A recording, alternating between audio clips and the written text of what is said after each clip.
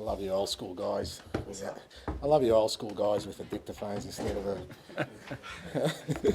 I just imagine you at home with your typewriter. Yeah. Afternoon, guys. We'll start with the broadcast section with no embargo, followed by an embargoed section for 10:30 p.m. tonight. No live tweeting during the broadcast section. Please use the microphone provided. Jeremy. Hi, Ange. Nice to see you. You ruled out Ben Davies for this match. Of the other injured players, any of them available or still missing? No, I sort of. It'll be the same as the weekend in terms of squad wise. Everyone got through the weekend well. No issues from it.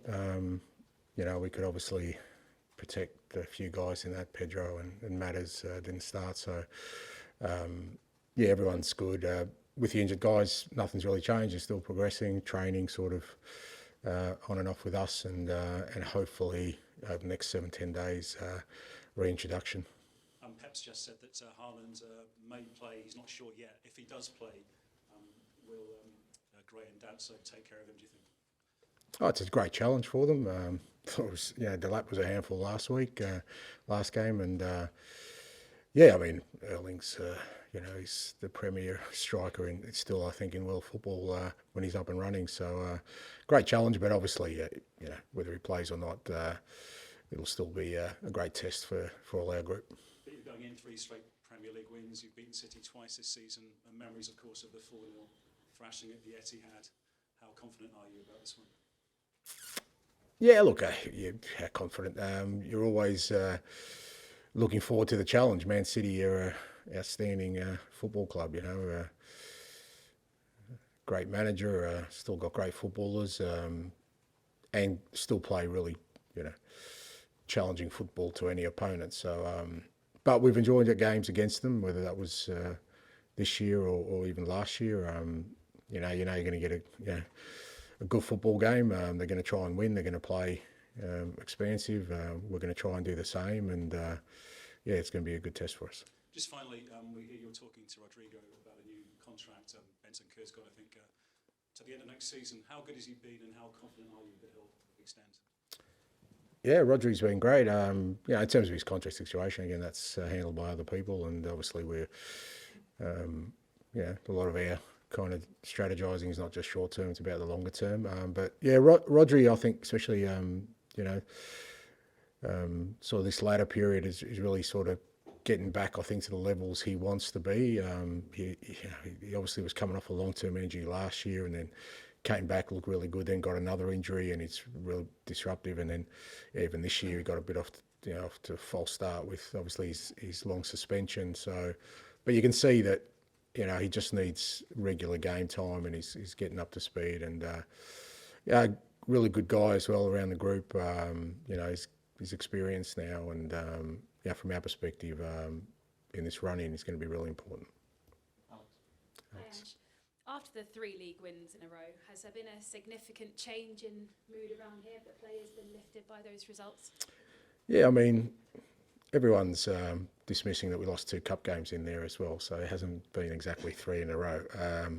So we understand that there was a disappointment in there, but look, I think the last couple of games in particular has certainly given us encouragement in terms of just being able to re-energise the group, whether that's the guys who worked really hard through that period where obviously we were really challenged, or the guys coming back in. There's just a real good energy around it, because I think the guys who kind of missed out all that, they've been really keen to contribute, and they're seeing the enthusiasm that Vicario and Brennan on the weekend, Mattis coming back in, Destiny, these guys have brought. It's helped the rest of the group. So I think we've benefited from that, the 2 weeks we've had of no midweek games. So all those things, and obviously then you get 2 wins, which makes people feel good, and it's something for us to build on. With those players returning, with those wins, is there an element of frustration as well, sort of what could have been had you had those players? Yeah, look, I mean, yeah, potentially, because I've always said that, I still feel like we're on the right path, and yet every other indicator you look at, when you're looking at a sort of sporting club in terms of results, doesn't really show that. But I've always felt that we're building a really good group of players who have a lot of growth and potentially could really make an impact, but we just haven't been able to do that. But having said that, there's still plenty for us to play for this year, and still an opportunity for us to make a real impact. They do say things come in threes. Just how big an achievement would it be to beat Pep's Manchester City side 3 times in the same season? Yeah, some things come in 33s. I just felt like, look, like I said, it's always a challenge when you play City. They challenge you in ways other clubs don't in terms of their football. And I know they're obviously, for them, they're going through a rough trot. But their football is still a real challenge to play against. But it's a great challenge. It's what you want. You want to measure yourself. Because like I said, they're going to come here and try and play and be dominant on the ball. We want to be dominant. And against Man City, you can't be. It's impossible to be sort of dominant in all facets of the game. They're going to have times in the game where they take control, and it's how we cope with that, how we deal with that. We've done that not too bad in the games we've played against them. And for us tomorrow, that's going to be the challenging bit. I think, when we have our moments, we've got to show the quality. I mean, I know we beat them, the scoreline sounds like it was convincing at their place, but it was the quality of our finishing that was the difference. We didn't create a lot of chances, but the quality of our goals was high up, and you have to against them. So, love coming up against Pep's teams, and looking forward to it. Thank you. Good luck. Thanks, Al. George, behind you, please. Angelo, since Guardiola's been in England, Tottenham have just sort of been a real bogey team. It's Liverpool and Spurs. These records are not great against, and I just wondered, what is it about you could potentially beat the Premier League champions 3 times in one season that this Tottenham team seem to thrive on playing Man City? Yeah, I don't know. I mean, it's I don't know how much you can read into that kind of stuff, because over the course of that time, I guess he's faced different types of sort of Tottenham teams, and different managers. So sometimes just circumstance, but. I know from our perspective, for the most part, against kind of the teams that are challenging, we've done well in the 2 years I've been here. I mean, there's been a couple of games we got blown away.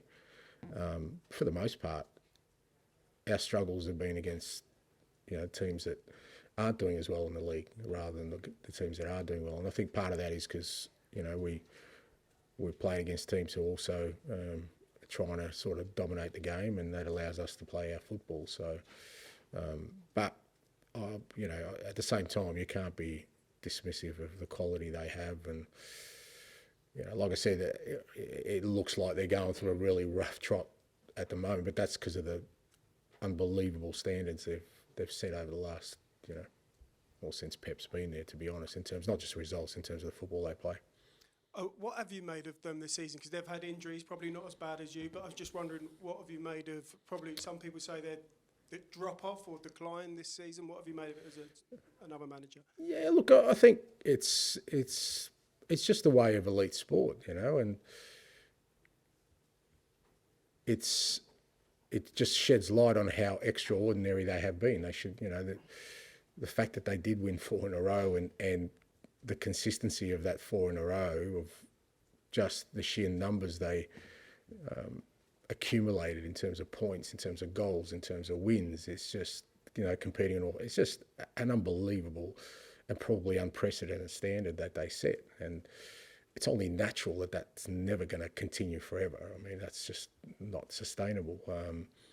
But you know what, if they bounce back next year and win it, which I don't think anyone in this room could discount that that's possible, and you say they've won 5 out of 6, you'd be going, they're still pretty good. So more than pretty good. So, it's sometimes these things happen, I think injuries, key injuries and some things that go on against them, sometimes just brings you back to the field, and that's elite sport. It's just fine margins.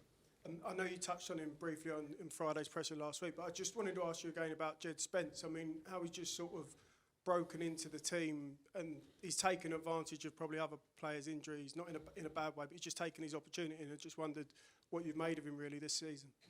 Yeah, as I said last week, he's been outstanding. He continues to be outstanding. The challenge for Jed is to keep going, not to be satisfied with what he's got now, and with the same hunger and attitude that he's taken his opportunity. As you said, that's all you can sort of provide is an opportunity.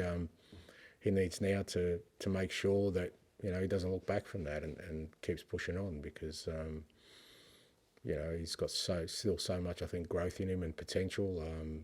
He hasn't really been settled in his career apart from sort of maybe the year was at Forest where he kind of really had some great form, but since then it's been stop-start for him. Or he's just got to ensure now that he's up and running, he keeps going.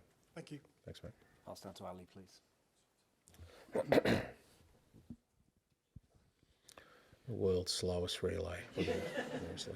Hi, Ange. I just want to ask you about Timo Werner. Is he available at the moment? Just hasn't been getting in. What's a stronger matchday squad, or is he not quite there yet? No, he was only really available for the weekend, but because of the matchday squad and the kind of makeup of the squad, I left him out. Obviously, with Ben going out, we put Reggie on as an extra defender on the bench. But it was only Sunday's game he was actually available, but he's trained and he's available for tomorrow. And on Ben, I just want to ask you, at the weekend you said it was kind of managing his minutes. Yeah. Has something else happened, or is it? No, it's still the same. He's been carrying a little bit of a knock for a little while, and he's, to be fair to him, he's played through it. But I've said before that I think this is a real key period for us. I want as many players in the best possible condition for what's coming up. And, after this game, again, we've got a good 7-day break leading into then Europe League, which is those 4 games are going to be massive for us. And I don't see the need to push people at this stage when we've got others that, like I said, probably need the game time, like Destiny and Brennan Wilson, these guys who are coming back. So he hasn't re-injured or anything, but it's just, like I said, he's been carrying something that I just don't want to sort of push at the moment. And Dane Scarlett, I just want to ask you about him. Looked like that assist at the weekend meant a lot to him, but obviously at a ground where he didn't have to. It was a tough line. He had it this week. Yeah. I think he's 3 games. He's got 1 goal, 2 assists. What have you seen his development since he's come back? Yeah, look, he's working hard, Dane. Like you said, he's had a couple of difficult loans, and that's part of the process as well for him. We were just talking about Jed, who had 3 difficult loans. So, some of it is just perseverance and keep working hard and waiting for your opportunity. And he has done well for us. I said when he came back, he wasn't in the greatest physical condition, and he's working hard on that. And hopefully he gets more opportunities. As an aside, I've got to say, the assist is the most useless statistic in world football. Seriously, it could come off your backside, fall to somebody on the halfway line, and he scores, and it's an assist. So it doesn't impress me. But Dane's assist on the weekend was a good one. There you go.